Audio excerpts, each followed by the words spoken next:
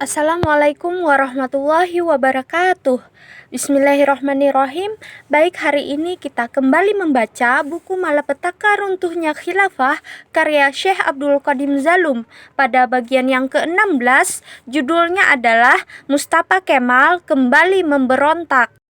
Mustafa Kemal adalah pihak yang menyerukan pemilihan umum bagi para anggota parlemen.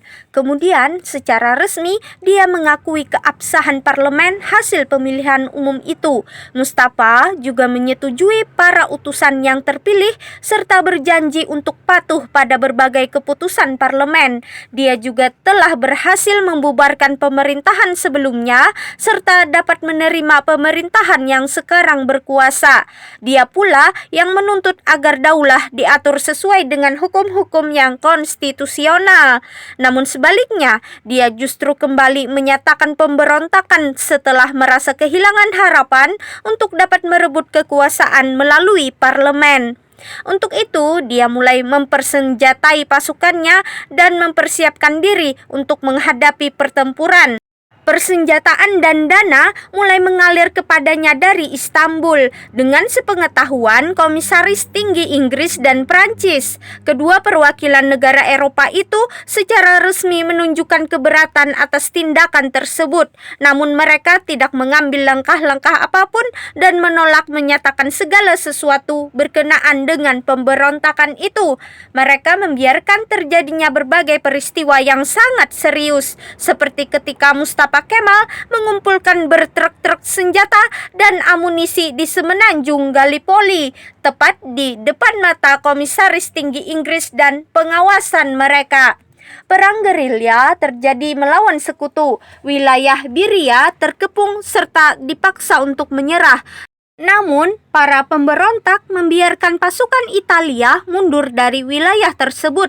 Selanjutnya, bagian timur Kilikia juga diserang hingga mengakibatkan pasukan Prancis terpaksa mundur. London dan Paris menyerukan penghentian sepenuhnya operasi militer. Namun, seruan ini tidak dihiraukan sebagaimana mestinya. Pada tanggal 7 Maret 1920, sekutu memaksa Ali Ridha mundur dari jabatannya. Ali Ridha mengajukan pengunduran dirinya. Ia kemudian digantikan oleh Salih Pasha, Menteri Angkatan Laut yang sebelumnya pernah membuat perjanjian dengan Mustafa Kemal dalam konferensi Amasya. Ia menjalankan pemerintahan sambil berupaya menenangkan situasi. Pada tanggal 10 Maret 1920, Lord Curzon menyampaikan sebuah pidato di Istana Kerajaan di mana ia berkata, negara-negara sekutu tidak dapat membiarkan lagi sikap meremehkan bangsa-bangsa Eropa seperti yang terjadi di Istanbul, sementara kaum Nasrani dianiaya dan dibantai di berbagai wilayah. Inggris menduduki Istanbul. Tidak lama setelah pidato ini, pelabuhan di Semenanjung Tanduk Emas dipenuhi oleh kapal-kapal perang Inggris. Pegawai-pegawai Inggris dievakuasi dari Anatolia. Komando diberikan kepada tentara Inggris yang masih tertinggal untuk segera mundur secepatnya. Tentara Inggris yang tinggal di Ankara meninggalkan kota dengan terburu-buru. Ketua parlemen di Istanbul, Rauf Bek, menyatakan bahwa Inggris berniat untuk menangkapi para anggota parlemen nasionalis dan mengembalikan pemerintahan Damat Farid Pasha. Oleh karena itu, Mustafa Kemal mengirimkan telegram kepada para pengikutnya untuk segera melarikan diri dan tidak menyerahkan diri kepada Inggris. Tetapi para utusan tersebut menolak melarikan diri. Pada dini hari tanggal 16 Maret 1920, langkah-langkah militer Inggris untuk menduduki Istanbul dan memperkuat cengkraman terhadap penduduk setempat mulai dilakukan. Tugas ini dipercayakan kepada Jenderal Inggris Henry Wilson yang sebelumnya pernah ditugasi sebagai pimpinan Panglima Pasukan Sekutu.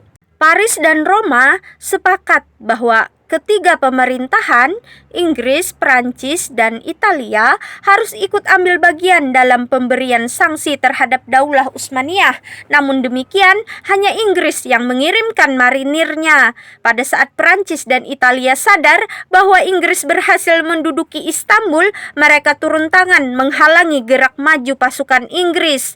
Tujuannya adalah untuk mempertahankan perimbangan kekuatan internasional. Selanjutnya, mereka menuntut agar dapat ikut ambil bagian dalam pemerintahan. Namun, Inggris menolak tuntutan tersebut. Inggris bertindak sendirian dalam pemerintahan negara. Tanpa menunda-nunda lagi, pasukan Inggris menjelajahi jalan-jalan di Istanbul, memamerkan kekuatannya, menduduki kantor pos, telegraf, dan instalasi-instalasi pemerintahan lainnya. Setelah mereka meneror para penduduk dan tentara Turki, mereka menangkap sejumlah anggota parlemen pengikut Mustafa Kemal, termasuk di antaranya Rauf Bek dan Fatih Bek. Mereka juga menangkap mantan Perdana Menteri Said Halim dan kemudian memenjarakannya. Keesokan paginya, mereka dimasukkan ke dalam kapal yang selanjutnya membawa mereka ke Malta. Akibatnya, sejumlah anggota parlemen dan perwira militer melarikan diri dari Istanbul ke Ankara. Dengan demikian, sekutu mengambil alih Istanbul, merebut kendali pemerintahan sepenuhnya, sekaligus memerintah negara sebagaimana yang mereka kehendaki. Hukum darurat perang diberlakukan di Istanbul. Sensor yang ketat juga dikenakan terhadap media massa, komunikasi pos dan telegraf, serta terhadap pemerintah. Kemarahan rakyat atas dukungan Sultan kepada sekutu.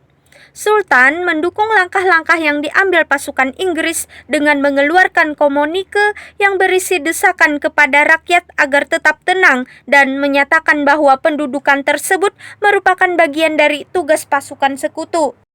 Pemerintah memulai komunike tersebut dengan menyatakan kewajiban terpenting setiap penduduk Turki adalah menaati perintah-perintah Sultan. Akibatnya, massa dan tentara Turki yang berada dalam suasana ketakutan mulai memendam kemarahan terhadap Sultan dan meningkatkan hujatan kepadanya. Selanjutnya, parlemen pun dibubarkan secara resmi. Pada tanggal 5 April 1920, Salih Pasha mengundurkan diri dan Damat Farid Pasha menyusun pemerintahan baru atas permintaan Inggris. Damat Farid mulai memerintah negara secara zalim. Begitu parlemen dibubarkan, Damat Farid menjadi satu-satunya pemegang kekuasaan. Secara terbuka, dia mulai mengikuti kepentingan-kepentingan Inggris dan selalu berupaya menjilat dengan berbagai cara. Damat Farid nyaris menjadi tanda kutip lebih Inggris daripada orang Inggris itu sendiri. Sultan sendiri tidak jauh berbeda. Ia selalu berupaya mengutamakan kepentingan Inggris dan memerangi pengikut Mustafa Kemal. Sultan menghasut Syekhul Islam untuk mengeluarkan fatwa yang menentang gerakan Mustafa Kemal. Fatwa itu menyatakan bahwa kaum nasionalis merupakan salah satu golongan manusia yang terkutuk dan tersesat, dan bahwa kaum mukmin yang mengabdi kepada Allah wajib menyatakan perang terhadap mereka yang memberontak. Fatwa ini diikuti dengan keputusan Sultan yang mendukung fatwa tersebut dan menjatuhkan hukuman mati bagi Mustafa Kemal dan para pengikutnya.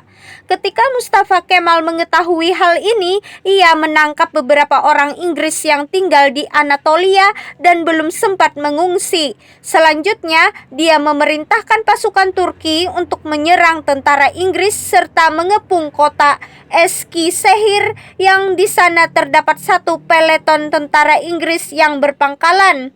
Pada waktu itu, tentara Inggris sedang menunggu tentara Italia yang sedang menuju ke kota Konya. Selanjutnya, pasukan Turki menyerang tentara Inggris dan mengepung kota Eskişehir.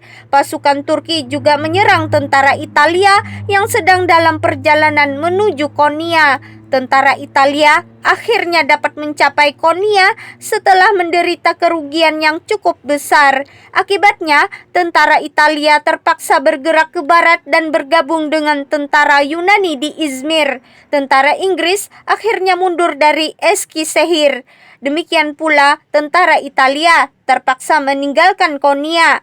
Pada akhirnya, tak satu pun tentara sekutu yang tertinggal di wilayah Anatolia. Namun demikian, perlu dicatat bahwa tidak terjadi satu pun bentrokan bersenjata dengan tentara Inggris. Sementara hanya terjadi satu pertempuran kecil dengan tentara Italia yang sedang bergerak menuju Konya untuk bergabung dengan tentara Inggris. Pada akhirnya, kedua pasukan ini mundur dan meninggalkan kota.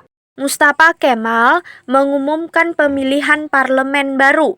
Dengan demikian, terdapat dua kutub kekuatan yang mendominasi Daulah Utsmani, yaitu Inggris dengan dukungan khalifah dan pemerintah di satu sisi, dan partainya Mustafa Kemal yang didukung oleh seluruh rakyat di sisi yang lain.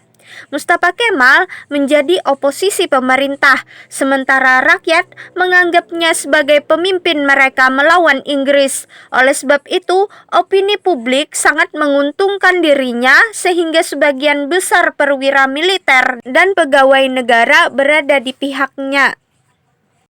Di tengah-tengah suasana yang sangat menguntungkannya itu, Mustafa Kemal atas nama Komite Parlementer yang belum sempat dibubarkan berhasil merebut peluang untuk mengumumkan bahwa akan segera dilaksanakan pemilihan parlemen baru dan bahwa parlemen baru yang akan dihasilkan tidak ada kaitannya dengan parlemen yang lama. Mustafa juga menyatakan bahwa parlemen tersebut bukanlah parlemen Utsmani, namun suatu lembaga legislatif nasionalis yang memiliki kekuasaan yang sangat besar. Ankara ditetapkan sebagai pusat tempat sidang-sidang lembaga nasionalis tersebut akan digelar. Pemilihan parlemen jadi dilaksanakan, namun pemilihan ini bukan merupakan pemilihan yang sesungguhnya, melainkan hanya sekedar kebijakan formalitas yang dimaksudkan untuk menunjukkan adanya suatu pemilihan umum yang sah. Tujuan utamanya adalah untuk melaksanakan suatu pemilihan bagi pengikut Mustafa Kemal saja, dengan mengabaikan kelompok-kelompok lainnya, sehingga para pengikut Mustafa terpilih menjadi wakil-wakil negara. Inilah yang terjadi sehingga tidak ada anggota parlemen yang terpilih selain dari kelompok Mustafa Kemal. Pada tanggal 23 April 1920, pertemuan kaum nasionalis diadakan di Ankara. Sidang peresmian diselenggarakan pada hari Jumat. Pada hari itu, setelah sholat Jumat di Masjid Haji Birim, para utusan menaikkan bendera-bendera dan menyiapkan tempat pertemuan. Mereka menyembelih 2 ekor kambing di depan pintu gerbang, kemudian memasuki ruangan untuk mengadakan upacara peresmian. Sementara itu, berbagai perayaan juga dilangsungkan di setiap masjid di wilayah Anatolia, bahkan sampai ke pelosok-pelosok desa. Pada waktu persiapan penyelenggaraan pertemuan Majelis Nasional dan upacara peresmiannya, Mustafa Kemal menghadirkan sejumlah pegawai negara dan perwira militer ke Ankara. Para penduduk setempat menyaksikan gelombang kehadiran para pendatang ke kota mereka. Di antara para pendatang tersebut adalah para perwira militer, guru, dan pegawai negeri senior. Awalnya, para penduduk tidak mengetahui alasan kehadiran para pendatang tersebut. Namun, kemudian mereka menyadari bahwa para pendatang tersebut akan dijadikan sebagai staf pemerintahan. Mustafa Kemal mendirikan struktur negara di Ankara. Demikianlah Mustafa mendirikan struktur negara di Ankara. Dia mendirikan lembaga kemiliteran dan beberapa departemen pemerintahan. Mustafa juga menyiapkan sebuah mesin cetak dan sekelompok wartawan. Kemudian menerbitkan sebuah koran bernama Hakmit Mila. Mustafa menyiapkan Ankara sebagai pusat pemerintahan dan ibu kota negara. Dia menyiapkan dasar-dasar sebuah negara Republik Turki. Namun, ia melakukan segala upaya itu secara ekstra hati-hati dan penuh kerahasiaan. Dengan berpura-pura melakukan segala upaya tersebut sebagai bentuk perjuangan melawan penjajah asing dan menyebut peperangan itu sebagai peperangan melawan tentara pendudukan. Mustafa beralasan bahwa segala tindakannya hanya dimaksudkan untuk melindungi negerinya. Mustafa pernah menyatakan sikapnya kepada negara-negara Eropa melalui suatu pernyataan resmi yang berbunyi, "Kalian dapat menguasai seluruh wilayah Arab dan menduduki Suriah. Namun saya tidak akan membiarkan kalian menguasai Turki. Kami hanya menuntut hak yang seharusnya dimiliki oleh setiap negara. Kami ingin menjadi suatu negara yang merdeka dalam batas-batas wilayah nasional kami. Kami tidak dapat menerima kurang dari itu, walau hanya satu kirot." Selama dan setelah upacara peresmian Majelis Nasional, Mustafa Kemal menyatakan, segala langkah yang diambil ditujukan untuk memelihara khilafah dan kesultanan, serta membebaskan sultan dan negara dari perbudakan barat. Selanjutnya, dia memberikan suatu pernyataan. Dia berkata, karena sultan menjadi tawanan negara-negara barat yang mengatur ibu kota sekehendak hatinya, maka ia tidak memiliki kekuasaan yang bebas dan sama sekali tidak memiliki kedaulatan. Oleh karena itu, Majelis Nasional tertinggi untuk sementara akan menjalankan urusan kenegaraan. Maka dari itu, suatu komite eksekutif disiapkan dan diberi tugas untuk menjalankan urusan-urusan kenegaraan. Komite eksekutif ini tersusun dari 11 menteri yang dipilih oleh Majelis Nasional, dan Mustafa dipilih sebagai presidennya. Sebelum itu, Mustafa dipilih sebagai ketua Majelis Nasional. Kemudian Kolonel Ismat Pasha bergabung dengan pemerintahan. Majelis Nasional mulai mengadakan sidang-sidang yang kemudian menghasilkan sejumlah keputusan. Sejumlah keputusan yang sangat penting ditetapkan. Di antaranya adalah membatalkan seluruh perjanjian dan kesepakatan perdagangan pemerintah Istanbul dengan negara-negara asing. Keputusan penting lainnya adalah menetapkan bahwa semua pendapatan negara, termasuk yang berasal dari kekayaan sultan, tanah, dan wakaf, harus ditempatkan di bawah kekuasaan pemerintah Ankara. Dengan demikian, suatu pemerintahan telah didirikan di Ankara yang memiliki parlemen, departemen-departemen pemerintahan, dan lembaga kemiliteran. Pemerintahan tanda kutip bayangan itu juga telah mengambil sejumlah keputusan yang sangat penting. Oleh karena itu, Sultan dihadapkan pada dua pilihan, yaitu mengakhiri pemerintahan bayangan atau menyerah kepadanya. Akhirnya, konfrontasi bersenjata antara kedua belah pihak tersebut tidak dapat dielakkan lagi. Sultan mengirimkan pasukan untuk menghancurkan pemerintahan Ankara. Sultan mengirimkan suatu pasukan untuk mengakhiri pemerintahan Ankara dengan dipimpin oleh para perwira yang masih setia kepadanya. Pasukan tersebut bergerak ke arah barat laut Asia Kecil. Banyak sukarelawan bergabung dengan pasukan tersebut. Sultan juga mengirimkan utusan ke wilayah Kurdistan untuk mendorong perlawanan suku-suku di wilayah itu terhadap pemerintahan Ankara. Kemudian, ia mulai mendesak seluruh umat untuk mempertahankan tahta dan khilafah. Ternyata, kesetiaan kepada khalifah masih tetap kuat. Terbukti, umat masih menghormati perintah-perintahnya dan menganggap bahwa ketaatan kepadanya sama artinya dengan ketaatan kepada Allah Subhanahu wa Ta'ala, serta bahwa ketidakpatuhan kepadanya sama saja dengan ketidakpatuhan terhadapnya. Oleh sebab itu, seluruh provinsi bergabung dengan pasukan khalifah, sementara yang lain berusaha melawan pemerintahan Ankara. Pasukan Khalifah berhasil menahan satu divisi pasukan Mustafa Kemal. Pertempuran antara kedua pasukan terjadi sepanjang bulan Mei 1920. Pasukan Khalifah berhasil menghancurkan pasukan Mustafa Kemal di berbagai tempat. Semua provinsi bergabung dengan Khalifah dan seluruh umat berpihak kepadanya, kecuali wilayah Ankara yang menjadi pusat pemberontakan. Ankara sendiri hampir jatuh karena wilayah-wilayah sekitarnya berpihak kepada Sultan dan satu demi satu bergabung dengan pasukan Khalifah.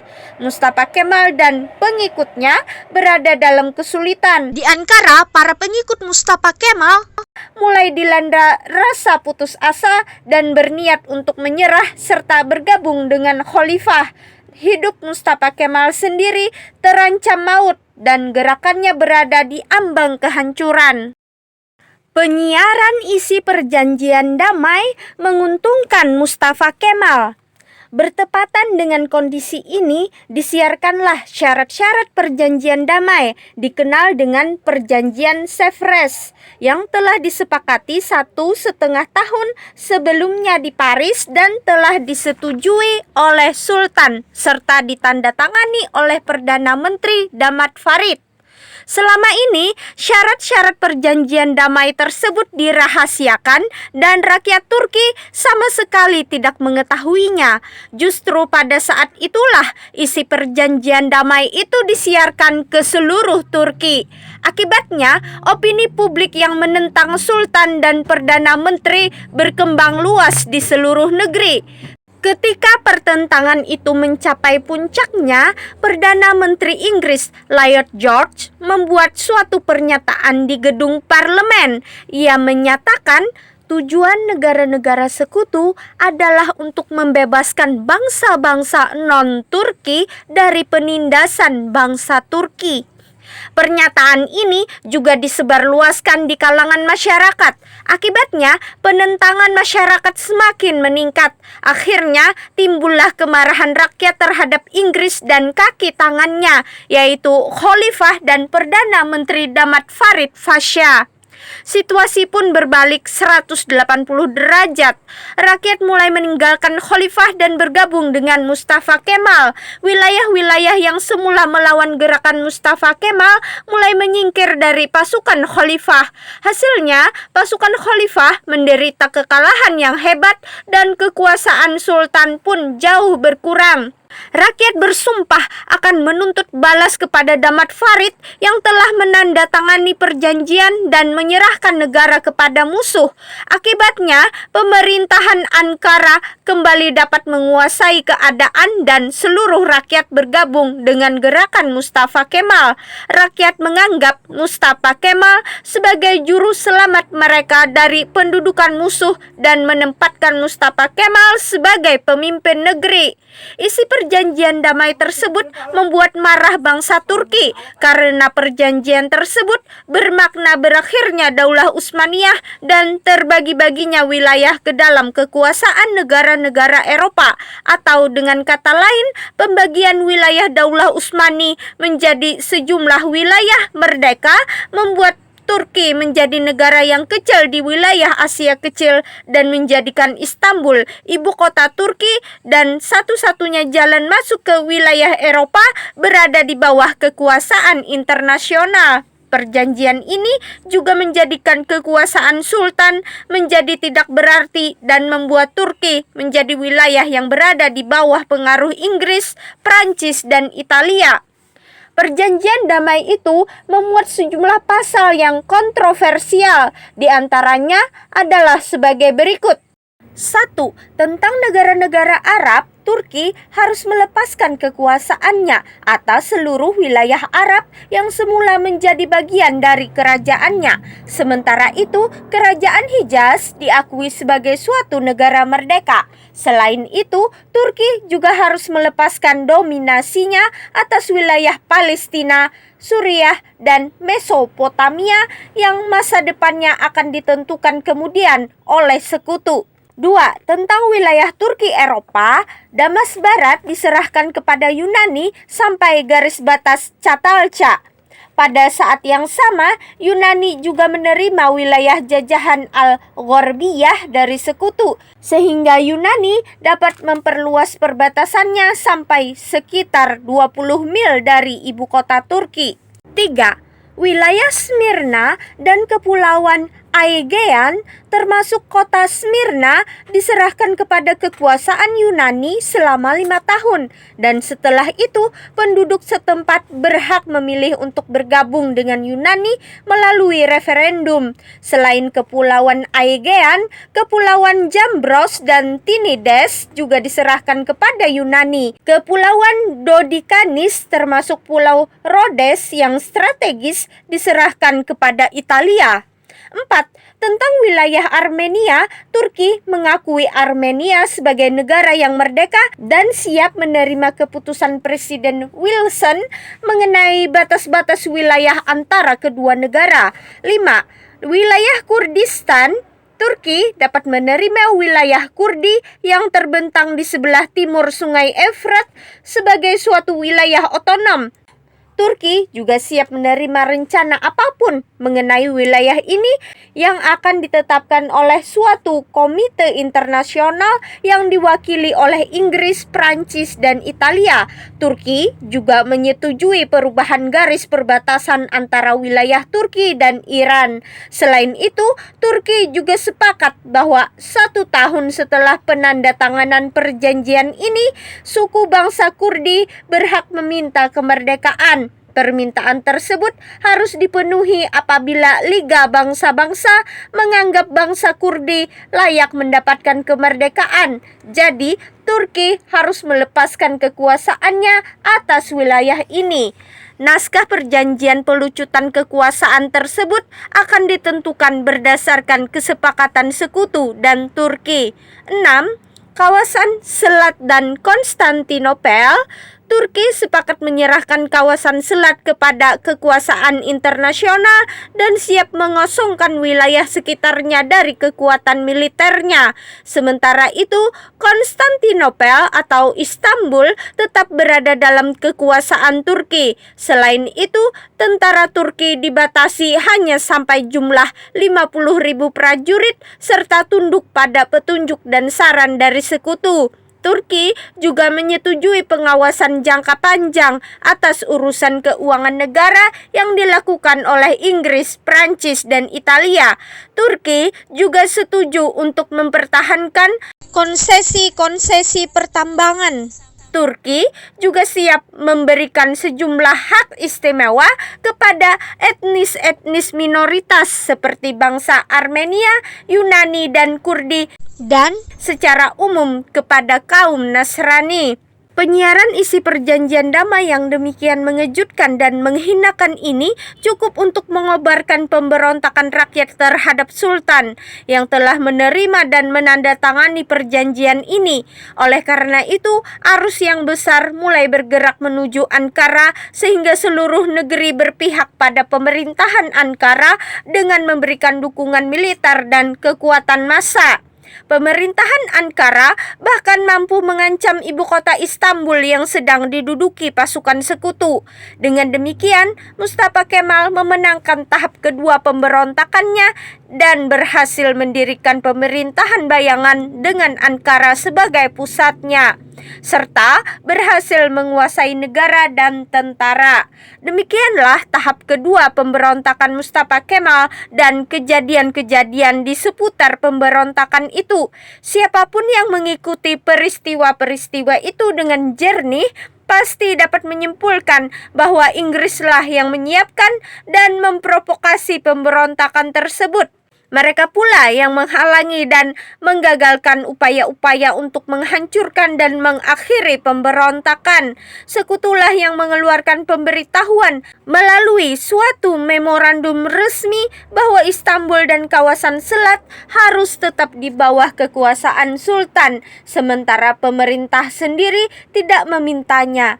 Pada saat itu, tidak seorang pun yang memahami alasan di balik kemurahan hati sekutu tersebut, sedangkan mereka masih menguasai Daulah Utsmaniyah. Alasan di balik memorandum itu tersingkap kemudian, yaitu agar Inggris dapat menduduki Istanbul dan kawasan selat atas usaha mereka sendiri, serta tidak memberi kesempatan bagi Prancis dan Italia untuk menguasainya. Demikianlah manuver Inggris untuk dapat menguasai ibu kota dan kawasan selat seorang diri.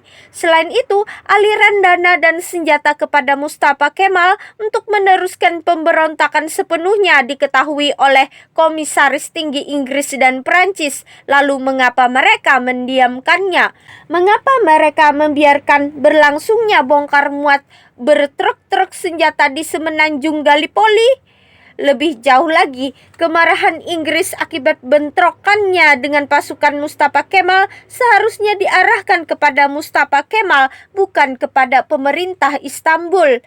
Tindakan yang semestinya dilakukan sekutu adalah dengan menyerang pasukan pemberontak yang berpusat di Ankara, bukan dengan menyerang dan menduduki ibu kota, serta melakukan berbagai provokasi yang tidak membahayakan pemberontakan. Di samping itu, sama sekali tidak terjadi bentrokan senjata antara pemberontak dan pasukan Inggris. Bentrokan senjata hanya terjadi antara pemberontak dengan pasukan Prancis di Kilikia dan dengan pasukan Italia di dekat Konya. Jadi, yang seharusnya menyatakan kemarahan akibat perlawanan tersebut adalah Prancis dan Italia, bukan Inggris. Pada akhirnya, Inggris pula yang datang sendiri menyerang serta menduduki Istanbul dan kawasan selat, serta menghalangi pendudukan Prancis dan Italia. Lebih jauh, mengapa Inggris menyiarkan isi perjanjian Sevres tepat pada saat Mustafa Kemal dikepung dan Ankara hampir jatuh? Mengapa perjanjian tersebut dirahasiakan sekalipun sudah ditandatangani lebih dari 1 tahun yang lalu? Apakah perjanjian ini bukan merupakan pemicu pemberontakan Mustafa Kemal melawan sekutu? Tidak diragukan lagi bahwa peristiwa ini merupakan persekongkolan yang direkayasa Inggris, mengingat bahwa merekalah yang menyiarkan isi perjanjian tersebut pada saat yang tepat. Tujuannya adalah untuk menyelamatkan gerakan Mustafa Kemal dan memberikan pukulan telak kepada khalifah, sehingga dengan demikian pemerintahan yang baru dapat dibentuk.